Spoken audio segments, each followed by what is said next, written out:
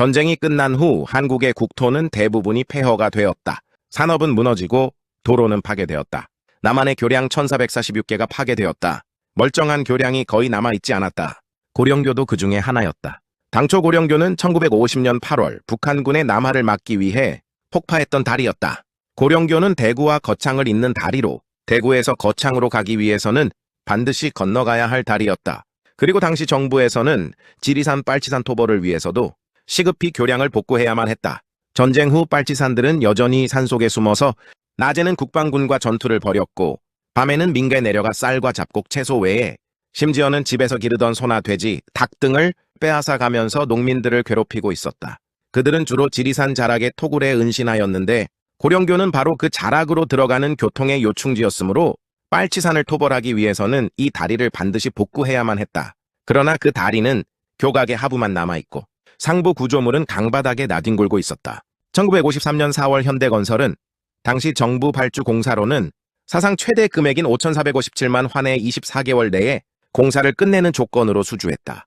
정주영은 6.25 전쟁 중에 부산에서 10만 명의 미군의 숙소 공사, 또 아이젠하워 대통령의 임시 숙소, 유엔군 묘지 잔디 공사 등으로 큰 재미를 보았던 경험을 토대로 새로운 도전에 나서는 심정으로 고령교 복구 공사를 맡게 되었다. 더구나 국내 최대의 토목공사라는 자부심도 있었다. 정주영은 즉각 교량 복구 공사에 돌입했다. 그러나 현장은 그야말로 아수라장이었다. 차라리 새로 다리를 놓는 편이 나을 것 같았다. 당시는 봄철인 건기여서 물이 말라 강바닥에 모래가 드러나 있었다. 그래서 모래를 깊이 파내고 기초 공사를 했다. 그런데 여름이 되어 소나기가 내리고 수시로 비가 오자 강물이 불어 폭포처럼 흘러갔다. 간신히 기초 공사를 했던 교각의 하단 부분이 물에 잠기고 말았다. 미처 예상하지 못한 일이었다. 비가 그치고 강물의 수위가 내려가자 교각 한 개에 철근을 놓고 콘크리트를 다시 쳤다. 그리고 또 다른 교각을 세우고 있는데 느닷없이 또다시 폭우가 쏟아지면서 강물이 바다처럼 불어나더니 애써 세웠던 교각이 그대로 쓸려 내려가 버렸다. 교각의 파일을 한 개도 건지지 못한 채 모조리 강물에 휩쓸려 가버린 것이었다. 그야말로 온몸에 힘이 다 빠져나가는 것 같았다. 천하의 정주영도 그저 막막할 따름이었다. 장비가 넉넉하면 동시다발로 공사를 진행할 수 있으나 그가 가진 장비라고는 크레인 한 대, 믹서기 한 대, 컴프레셔 한 대가 전부였다. 장비가 부실하다 보니 공사의 대부분을 사람의 손에 의지해야 했다. 그만큼 공사의 진척이 더뎠던 것이다. 착공한 지 1년이 지난 시점에도 교각 하나 만들지 못했다. 더구나 정부의 화폐 개혁으로 물가는 1년 사이에 120배나 뛰어 올라갔다. 인플레이션이 너무나 극심하여 돈을 찍어내는 속도가 물가 오르는 속도를 따라가지 못할 정도였다. 이 편에서 계속됩니다.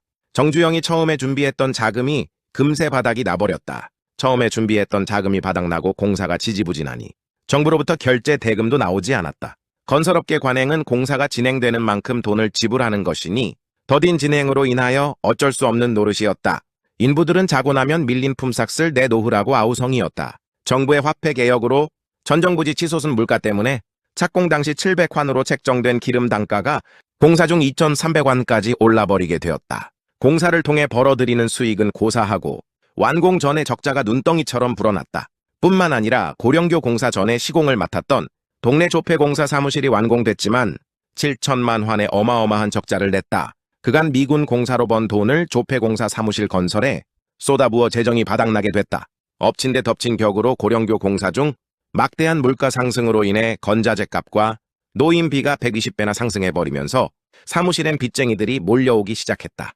정주영은 동생 정순영이 살던 삼선동 기와집을 팔도록 했다. 그러나 그것만으로는 턱없이 부족했다.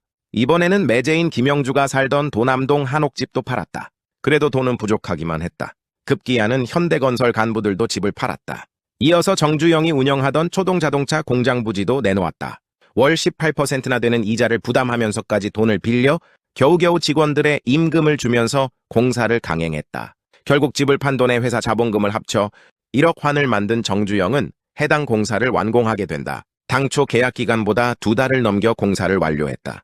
계약금 5,478만 환으로 시작했던 공사에 총 1억 2천만 환이라는 막대한 재정이 투입되며 6,500만 환의 적자를 기록했다. 현장에서 장비를 철수해야 했으나 장비를 철수할 돈조차 없었다. 남의 돈을 빌려 공사를 강행했으므로 빚쟁이들이 사무실을 점령하고 떠날 생각을 하지 않았다. 토목업자들의 모함도 극심해졌다. 소학교밖에 안 나온 정주영이 인플레가 뭔지 알겠냐? 정주영은 이제 끝났다. 그러나 정주영은 그들의 비난과 손가락질을 받아들이지 않았다. 정주영은 이렇게 말했다. 이것은 실현이지 실패가 아니다. 내가 실패라고 생각하지 않는 이상 결코 실패가 아니다. 고령교 공사로 얻은 6,500만 원의 빚을 청산하는데 무려 20년이라는 긴 시간을 보내야만 했다. 훗날 정주영 회장은 고령교 공사에 대해 나의 인생에서 가장 혹독했던 시기였다라고 밝히기도 했다. 정주영은 고령교 공사로 인하여 큰 손해를 보았다.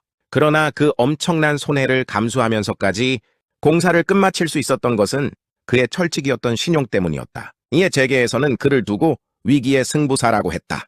이는 그가 위기의 순간에서도 포기하지 않고 해결 방법을 모색해 위기를 기회로 바꾸는 능력을 입증했기 때문이었다. 또한 정주영의 가족 역시 위기의 순간에 선뜻 자신들의 집을 내놓으며 위기를 기회로 바꾸는 명실상부한 현대가라는 평가를 받았다. 정주영은 고령교 복구공사로 빚더미에 올라앉았고 현대건설은 일대 위기를 맞이했다. 그러나 정주영은 시련은 있어도 실패는 없다라는 마음으로 고령교의 시련을 전화위복으로 만들어야겠다고 다짐했다. 국내 최고의 난공사였던 고령교 공사의 실패 원인이 장비 부족이었음을 절감했다. 장비 하나가 일꾼 100명 이상의 몫을 해냈다. 따라서 현대건설의 가장 큰 과제는 장비 문제를 해결하는 일이었다. 정주영이 와신 상담하던 중에 1957년 9월 정부는 한강 인도교 건설공사를 발주했다. 정부는 흥화공작소와 조흥토건 중 한 곳에 공사를 맡긴다는 내부 방침을 이미 정해놓고 있었다. 두 회사는 한치의 양보도 없이 팽팽하게 맞섰다. 경쟁이 치열해지자 흥화공작소는 공사를 따내기 위해 단돈 1,000원이라는 최하의 가격으로 입찰서를 넣었다. 당시 1,000원은 서울시청에서 한강까지 가는 택시 요금의 4분의 1에 불과했다.